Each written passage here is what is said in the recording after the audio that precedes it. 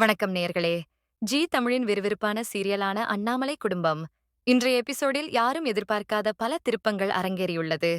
குறிப்பாக வெண்ணிலா மற்றும் வருணின் வாழ்க்கையில் ஒரு முக்கியமான மாற்றம் ஏற்பட்டுள்ளது.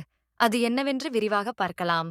கடந்த சில எபிசோடுகளாக தேடப்பட்டு வந்த அந்த முக்கிய விக்கிரகத்தை பற்றிய ரகசியம் இந்த எபிசோடில் ஓரளவு வெளிச்சத்திற்கு வருகிறது.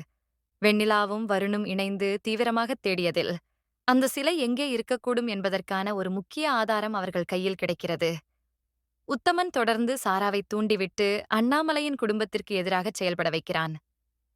வருணின் உண்மையான எண்ணங்களை அண்ணாமலை கண்டுபிடித்து விடுவாரோ என்ற பயத்தில் சாரா சில தில்லுமுள்ளு வேலைகளைச் செய்கிறாள். தன் குடும்பத்திற்கு வரும் சோதனைகளை உணர்ந்த அண்ணாமலை இன்று ஒரு அதிரடி முடிவை எடுக்கிறார்.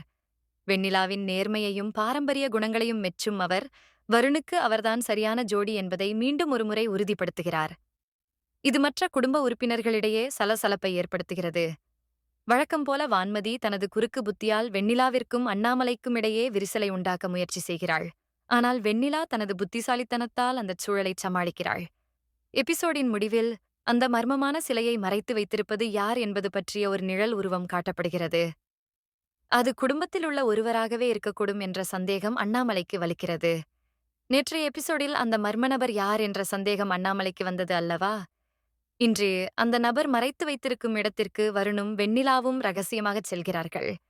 அங்கு அவர்களுக்கு கிடைக்கும் ஒரு பொருள் குற்றவாளி யார் என்பதை அப்பட்டமாக தோலுரித்துக் காட்டப் போகிறது. தனது திட்டம் தோல்வியடைவதை உணர்ந்த சாரா அண்ணாமலைக்கும் வருணுக்கும் இடையே ஒரு பெரிய வாக்குவாதத்தை உருவாக்குகிறாள்.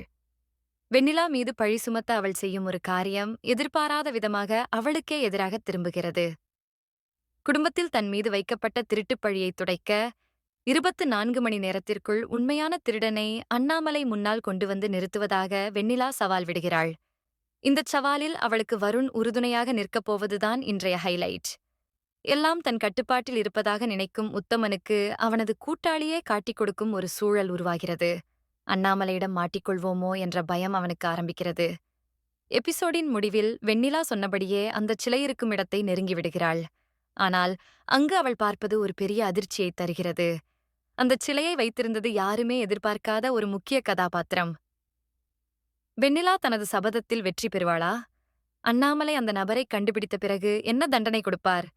நாளை வரும் எபிசோட் மிகவும் உணர்ச்சிகரமாகவும் விறுவிறுப்பாகவும் இருக்கப் போகிறது. தவறாமல் பாருங்கள்.